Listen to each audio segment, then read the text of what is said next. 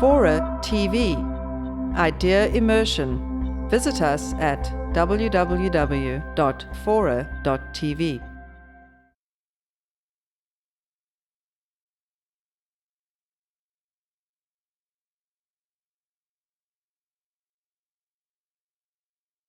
In equal measure, The Phony Marine is part morality play, part character study of what Chekhov called a tentative human being, and part cautionary tale. But in my reading throughout this book, the novel is a kind of painfully ironic disquisition on heroism, both of the cinematic and the day-to-day sort, let alone heroism in the military. This protagonist of yours, Hugo Martyr, he's really complicated. He's a really complicated guy. On the one hand, he's quite sympathetic and almost hapless. And on the other hand, there's, at least at first, something a little unhinged about him. And it could be argued that before he ends up saving someone's life in this book, one worries that his actions are born of a kind of pathology, certainly a self-delusion. As far as imaginative fiction is concerned, however, it's of far less interest to me whether or not Hugo was even partially based on a real person than the fact that you are an impressive student of people and wanted this specific character of Hugo to be in the civilian population in Washington, D.C., where the book is set.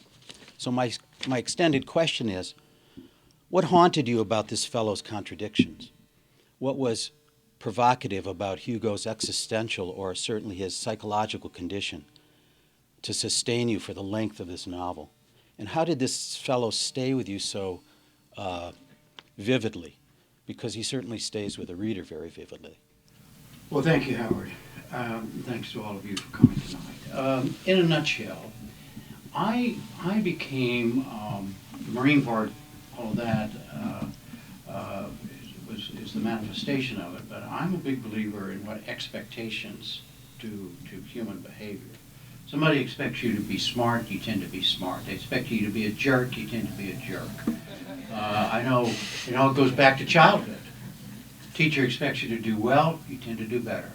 Teacher expects you to be a poor student, sometimes you turn out to be. In other words, some people rebel against that, but expectations is a huge motivator.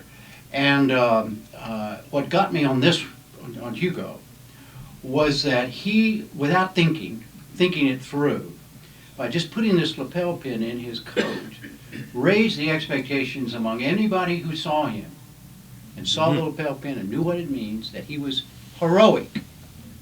So that's really what drove me through this, was that, okay, Hugo, you're a hero. God, you won this medal. So you get into a situation, Hugo, where a hero is required. You damn well better act like a hero. And what fascinated me about this was the specifics of it and all of that, but was that that's possible for any of us. In other words, the character of Hugo is, I really believe, is there's the hero. There's a possibility, the potential for heroism in all of us. What may keep us from being heroes is that a situation ever arose where we were called upon to test our ability to be heroes, or test what we might do, or whatever. This guy inadvertently asked for it. I mean, it isn't like most heroes in combat don't set out to be heroes. All they do is set out to stay alive. And the training in the Marine Corps, a lot of people do heroic acts instinctively out of training, rather than, oh my God, I've got to do something heroic, I've got to save somebody's life or something. There's a hand grenade starts rolling your way, and there's 5 other Marines there, and one guy just falls on it, blows himself up, and saves the lives of the others. I mean, that's not something that, it has anything to do with other than it just happens. And that's where most heroism happens. And it just, before you know it, it happens.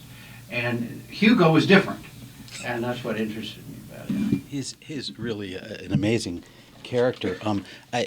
He gets in over his head. I mean, that's what I love. He finds himself in over his head. the trajectory is he orders in a sense his heroism on eBay, but he Sure. doesn't quite know it yet. Yeah. You know, that's he exactly right. doesn't quite know it yet. Yeah.